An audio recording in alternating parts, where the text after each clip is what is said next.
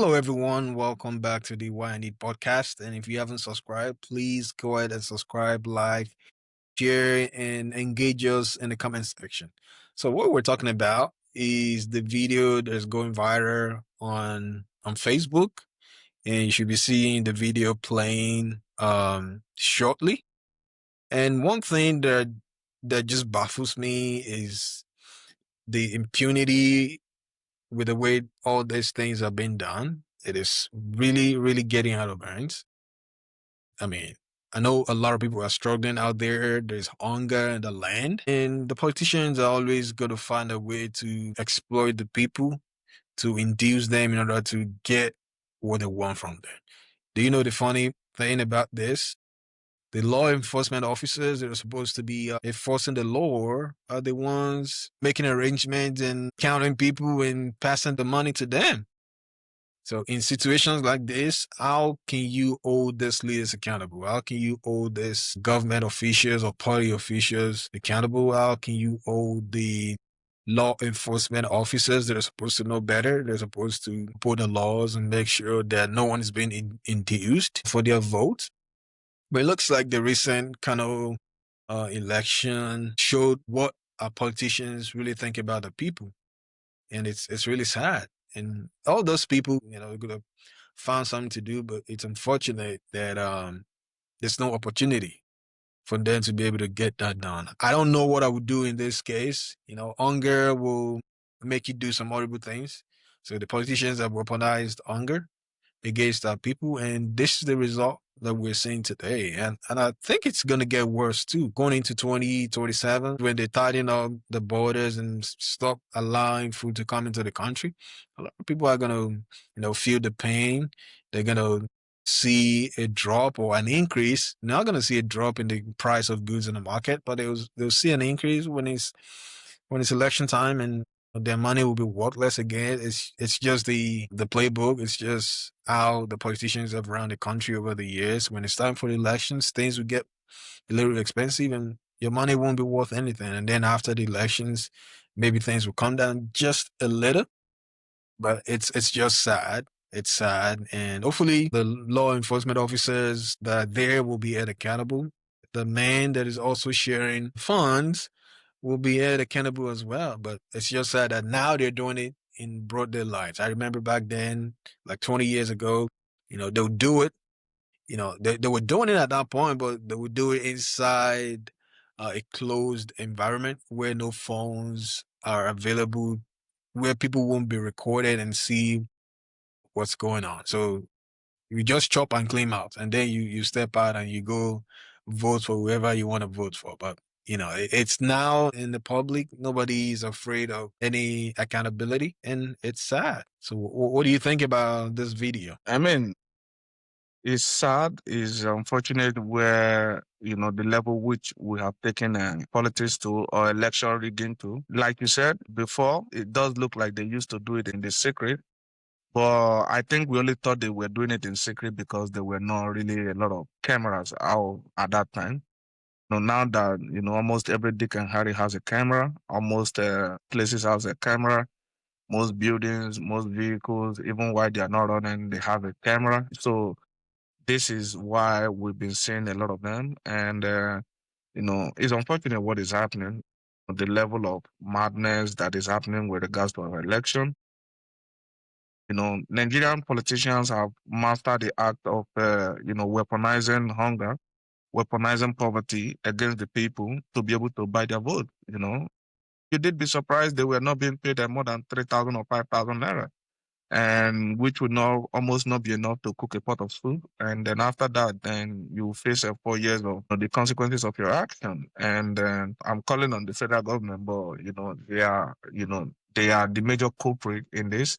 Look at their law enforcement, helping them to rig the election, helping them to line the people up, distributing money is just unfortunate. And it's more unfortunate that even the people do not know their rights, they do not know their value, they did not know that, these politicians actually, they determine their future, they determine if they will actually represent them or not. They don't know. So that is why they end up selling their votes. I don't know. For me, I don't know the kind of solution to propose for this problem because when people are hungry, they will definitely do anything to take care of their hunger. If maybe the government, maybe the INEC, because maybe the INEC, or I don't know, maybe National Assembly, they can step in and create a program to sensitize the people, to educate the people about the weight or the value of their votes or what their votes can actually do, and then also make sure that they are creating an environment for people to flourish, people that are doing business, and also create an environment that enables people to open businesses and for those businesses to thrive in order to cut out this election buying and election rigging. But, I'm just proposing this when these, National Assembly members are beneficiaries of this system, there will definitely not be political will from them to address this situation. Yes, I agree with you. If the system is not broken, don't fix it. The system is working in their favor. Why would they want to fix it? They don't have any incentive to fix it. If they fix it, then it's going to affect them. They probably won't get elected, the next time they're running for an office, which is going to be like they're effectively, you know, taking food away from themselves. And as we all know, they're so selfish that they wouldn't want to do that. They don't really care about the people. And you would imagine that at least the people that are being shown in the video is at least 21 years old, so that you know better. But again, when people are hungry, they can do crazy things. If I were in their shoes, I'll probably take it. I'll probably take it and go vote for them. If I don't have any other means of making money, any other means to go out there and make ends meet, and there's an opportunity for a quick 2K or a quick 5K, yeah, I'll take it and probably go vote for that. But thank God I'm not in their shoes, so I know better, and I'm thankful to God. What do you think? Would you take it if you were in their shoes? For me, I don't think um, I think a lot has changed. I think back in was it in 2000 I think it was 2008 or 2009 when I was back home. Then in election like this, we refused their money, we refused their inducement. And then at the end of the day, they overpowered us and they had their way. So human being is subject to change. We change at all times based on, what is around us. So I don't know, maybe I would have been part of the people that they have weaponized their hunger against. So I don't know if that would have pushed me to have changed my mind. I can still remember one of us that fought that fight. I think it was 2008 or 2009 election. I can still remember one of us that fought that fight.